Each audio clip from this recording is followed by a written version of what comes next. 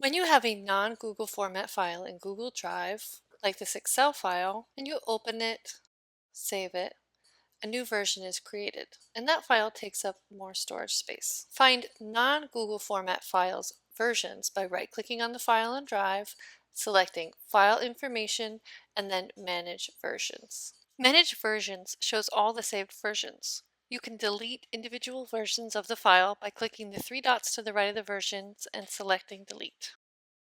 The versions at the bottom of this screen are the oldest, the top is the newest. So for this file, I can see there are maybe half a dozen versions, and the file currently takes up 550 kilobytes. So if I don't need all these versions and I go through and delete some of the older ones that I don't need in here, and then I close out of this dialog, I'm going to watch that file size number. It goes from 550, and when I refresh my screen, my file size dropped down to 52 kilobytes by deleting some of the versions I didn't need. Now these are pretty small numbers, but you can imagine if this were a larger file, maybe an image or video file with dozens of versions, deleting those versions that you don't need would save a lot of space.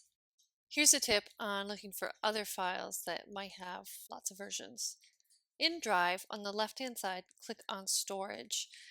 This is organized to show you the files that use the most storage. So these are good contenders for checking the file information managed versions to see if there are multiple versions of those.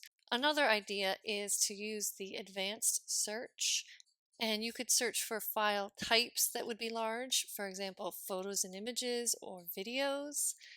Or in the item name, you could type in a file extension like .mov or other files types you use that might be large, and search for files that might be taking up a lot of space.